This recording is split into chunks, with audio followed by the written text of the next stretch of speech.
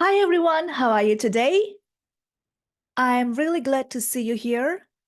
Let's learn psychology with me. Let me share with you my screen.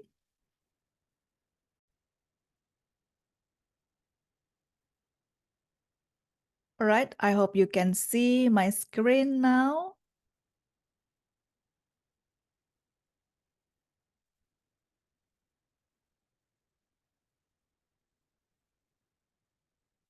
Today we will learn about a phenomenological theory that is a personality theory of Rogers. Welcome to Personality Psychology.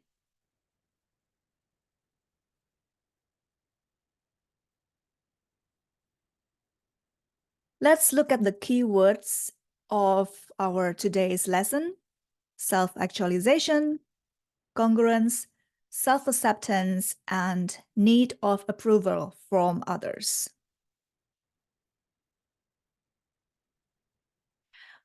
What is phenomenological perspective? A phenomenological perspective investigates people's conscious experience. For example, the conscious experience about how individuals experience the world.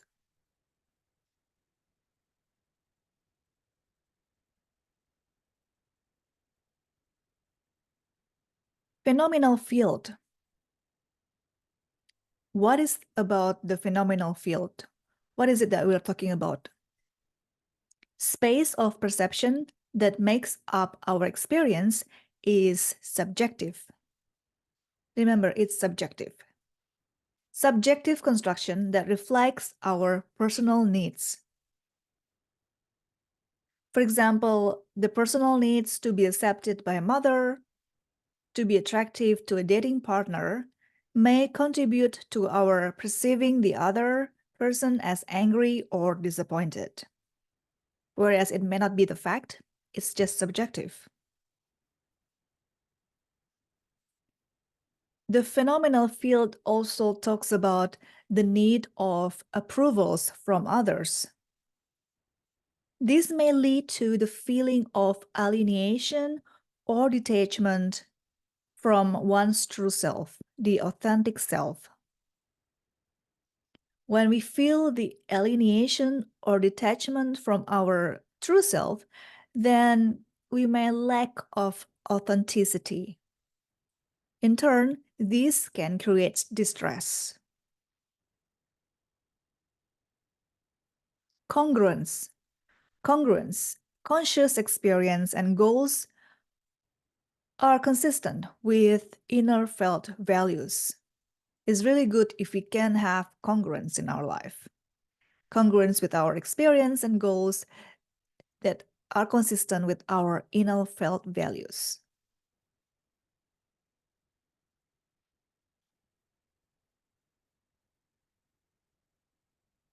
The self. An aspect of phenomenological experience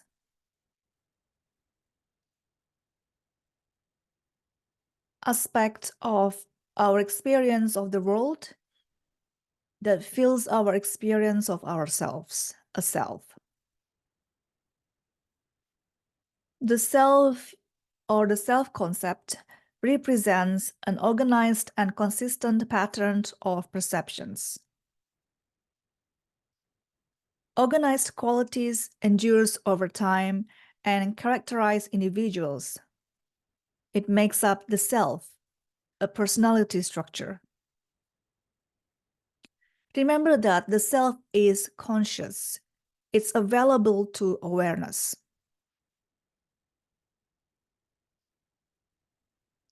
There are two aspects of self: the ideal self and the actual self. What is the ideal self? The ideal self is the self-concept that individuals want to possess. It's a potential selves in future or ideal self of what they would like to be, what we would like to be.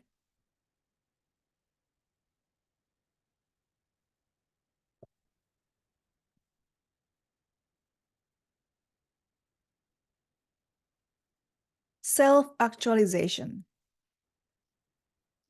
We want to actualize, maintain, and enhance our experience. How do we actualize ourselves?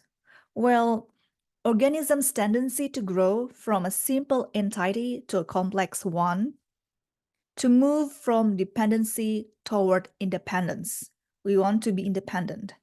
We want to change, we want to transform from fixity and rigidity to change and freedom of expression. Self-actualization actually has a benefit. It has positive, or it brings positive thing. It's an advantage for our mental health. For example, for a positive mental health, we can have self-acceptance, positive relations with others, autonomy. We feel that we have purpose in life, personal growth, autonomy, and environmental mastery. There is a scale that is used, that is in the textbook, a personal growth scale, a questionnaire that says that someone on high personal growth has feeling of continued development, realizing their potential, open to new experience, changes in ways that reflect more self-knowledge and effectiveness. People are happiest when they can pursue goals that are congruent with the self.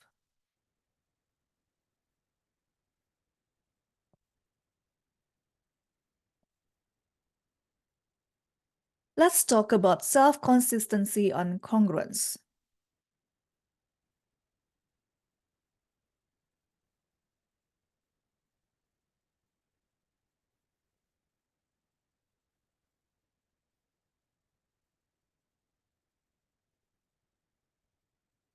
We want to maintain our own self-structure. What does it mean? Our own self-structure.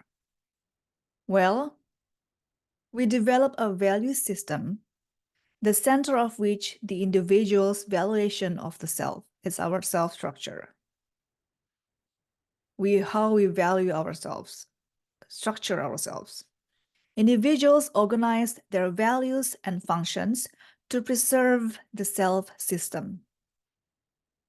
We tend to behave in a way that is consistent with the self concept, even if the behavior is unrewarding to us. Congruence. Congruence between the self and experience is what people feel and how they view themselves. The result of discrepancy between experience and the perception of the self is anxiety. We may not let the experience to be conscious as it conflicts with the self-concept. Then a subception may happen. What is a subception? Subsession is a process in which we can be aware of an experience discrepant with the self-concept before it reaches consciousness. Subception. Then we tend to react defensively and deny awareness to that experience. We go through defensive processes. There are two things here: distortion and denial. Distortion of the meaning of the experience, make it consistent with the self-consistency, or denial of the existence of the experience. We just deny that that thing happened.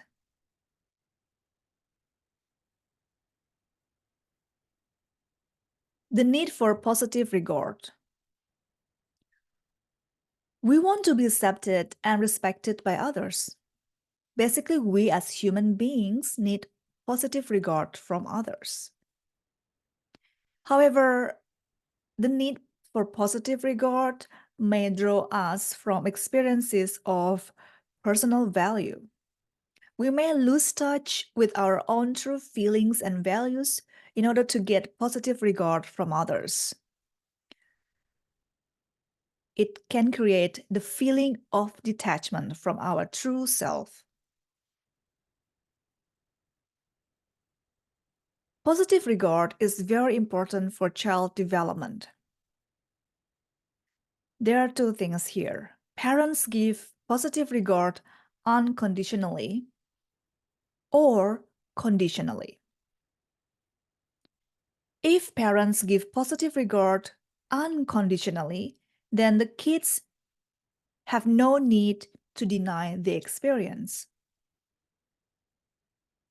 However, on the other side, if parents give positive regard conditionally, then there is this conditions of worth. What is conditions of worth?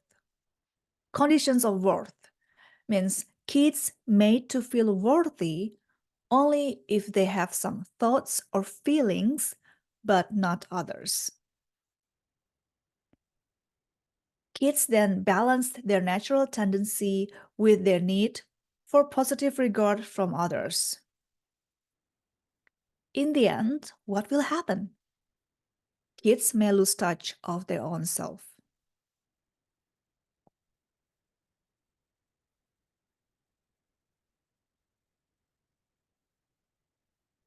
Let's move forward. Growth and development.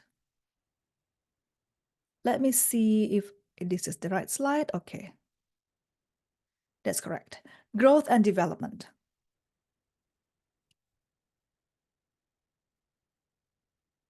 The self continues to grow throughout life.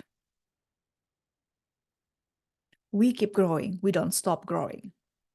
Here, there are two levels of analysis in the developmental factors. The level of parent-child interaction and the level of internal psychological structures. The level of parent-child interaction. Parents give environment optimal for psychological growth. The level of internal psychological structures is about the congruence between self and daily experience. Here we can see on the left side the major developmental concern. If kids are free to grow, self-actualize, or if the conditions of worth cause them to be defensive and operate out of incongruence. It's very important to differentiate how you talk to your kids. For example, I don't like what you're doing, or I don't like you. If parents mention, I don't like what you're doing to the kids, then it means the parents just don't like that specific action that the kids are doing.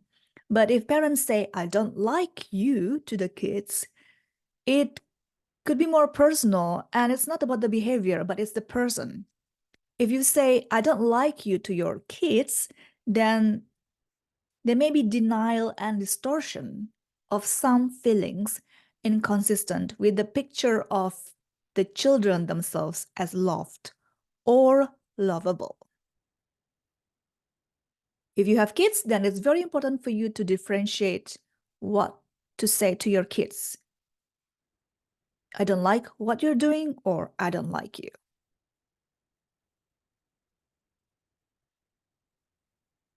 Research on parent-child relationship. Well, it's proven that, according to the research, acceptant, democratic parents facilitate the most growth in children.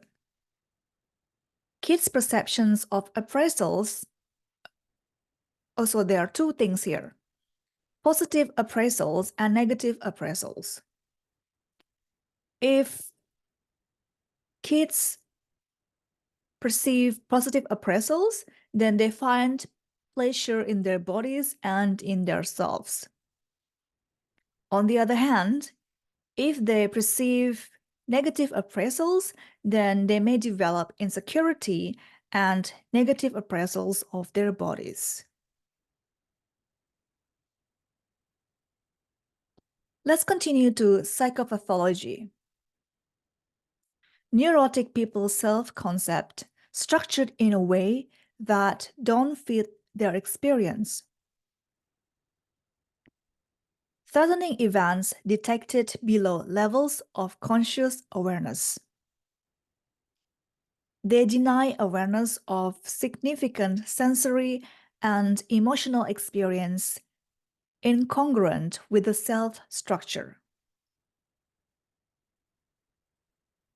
Self-experience discrepancy. The discrepancy between actual psychological experience and the self's awareness of experience. Okay, I'm going to repeat this. Self-experience discrepancy is the discrepancy between actual psychological experience and the self's awareness of experience. Interesting. In psychopathology, we also talk about defense mechanisms, for example, rationalization, projection, and fantasy. Rationalization means that you try to find logical reasons to have an excuse. It's an excuse, but it's actually quite logical. You use logical thoughts or reasoning for doing something. Projection, it means you project your actual self or attitudes, thoughts, or behavior to other people. You may say to someone, "Oh, why are you so angry?" when it is actually yourself who are angry. Fantasy, it means you fantasize, you visualize something that doesn't happen. Fantasies, you have fantasies.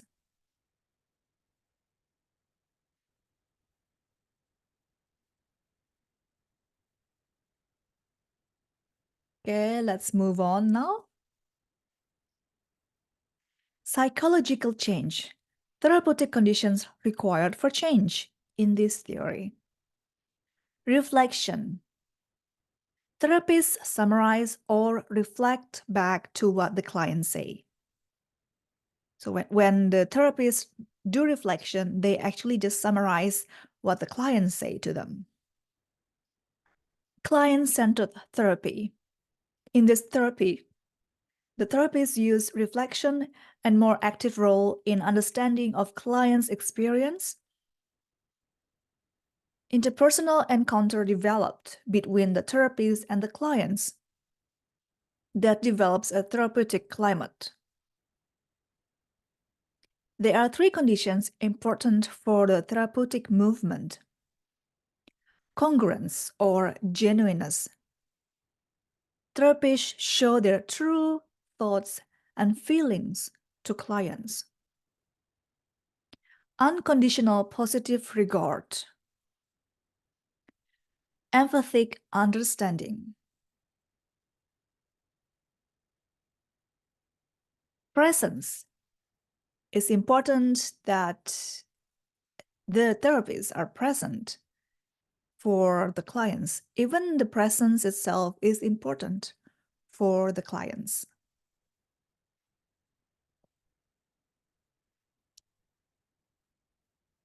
Let's move on. We will talk about human potential by let's see here, Abraham H. Maslow. Here you can see the human potential diagram here. It's a pyramid. Sorry. Okay, let's go back here. It's a pyramid. On the bottom, you see physiological. These are actually human needs. from the basic needs, physiological needs. We need basic needs, physiological needs. Then after our needs are fulfilled, we need also safety needs. We also need belongingness. We want to belong to a community, to a group, to your friends, for example. Then we have esteem. The highest part is self-actualization.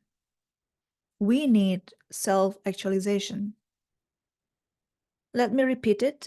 This human potential by Abraham Maslow, this reflects human beings' needs from physiological, safety, belongingness, esteem, and then self-actualization.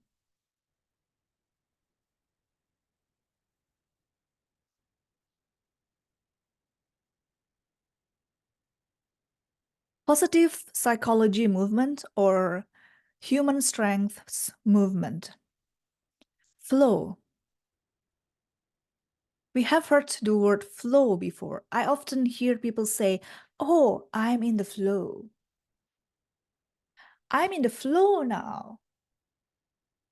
What does it mean? It's a positive states of consciousness, perceived match between personal skills and environmental challenge, high level of focused attention, involvement in activity that time seems to fly, and irrelevant thoughts and distractions don't come to consciousness. Enjoyment in the activity, temporary loss of self-consciousness. For example, people may be in the flow when they are at work, when they do their hobbies, sports, or when they have social interactions. How about you? What activity that you do that makes you feel that you are in the flow?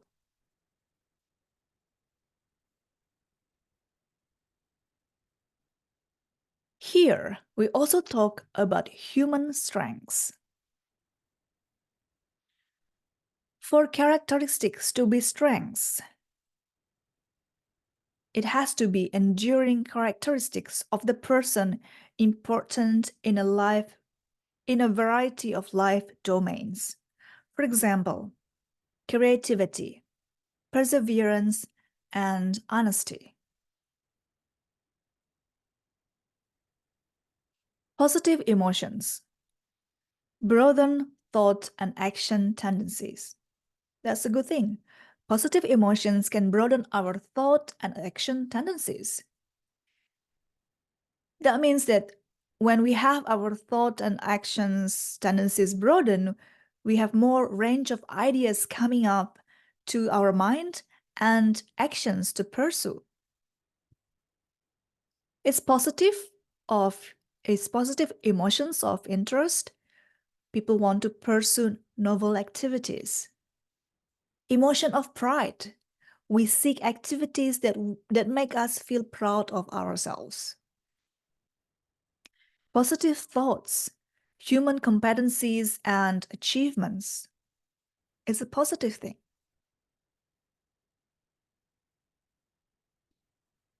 Moving on, we talk about existentialism.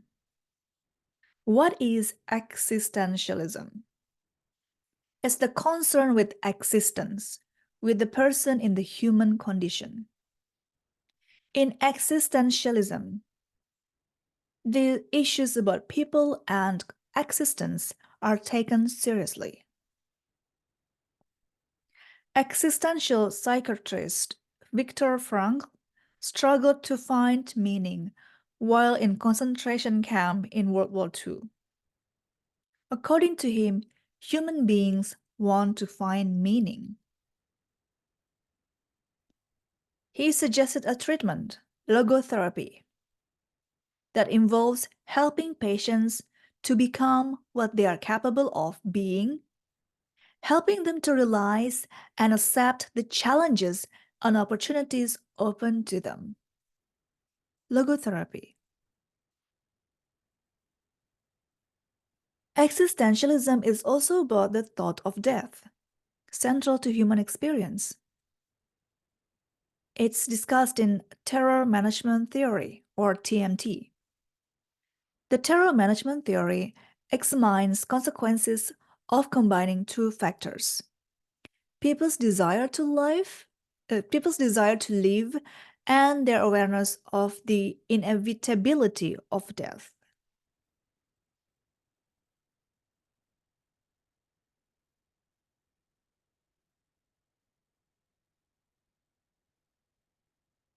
Let's move on to the next slide. The self and the authenticity. Discrepancies between the actual self and the ideal self may create dejection-related emotions. For example, disappointed, sad. Discrepancies between the self and the old self create agitated-related emotions. For example, fearful, threatened, and anxious. The distinction between the ideal self and the old self is important. It helps separate two kinds of self-relevant emotions, those related to dejection and agitation. Remember that. Discrepancies between the actual self and the ideal self evoke dejection-related emotions. For example, disappointed and sad. It's dejection-related emotions. However, the discrepancies between the self and the old self evoke agitated related emotions, the feeling of fearful, threatened, and anxious.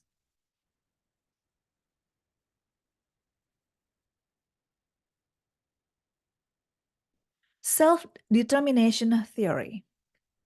Human beings have psychological needs to be CAR, C-A-R, competent, autonomous, and related to others. Let's talk about competent. Competent means feeling effective in one's action. Autonomous, self-directed ways, internal motivations. We want to do something because it's we who want to do it. We have internal motivations, not just because we want to please someone else. That's autonomous. Or related to others, feeling connected to others, belonging to community. Do you experience this core in your life? Do you feel that you have psychological needs to be competent, autonomous, and related to others? Let me know in your comments.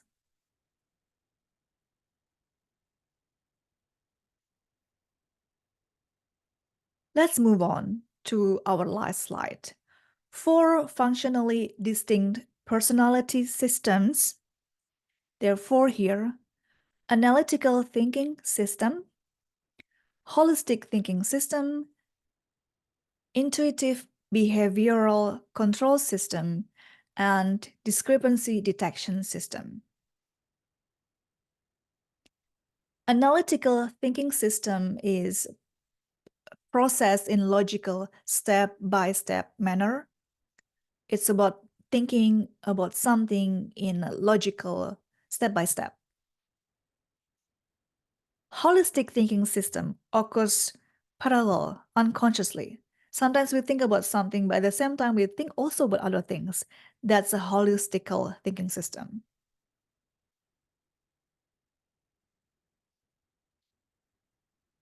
Discrepancy detection system. That happens when there is something wrong happening. For example, when I'm playing piano, I actually want to play do, re, mi, but instead I play do, re, fa.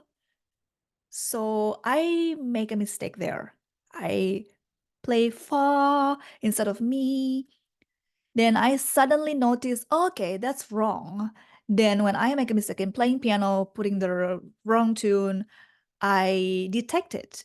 There's the discrepancy detection system happening there. And then I start to think analytically, okay, it shouldn't have been fa, it should be mi, do, re, mi, fa. That's what happens. The intuitive behavioral control system, on the other hand, works when the holistic thinking system works. For example, when I think about different things and everything just goes well, I'm happy and satisfied, then it's my intuitive behavioral control system that works. Hopefully, this is quite clear for you.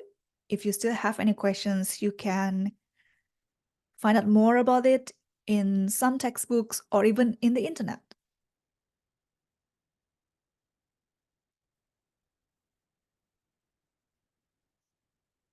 Well, that's it for today.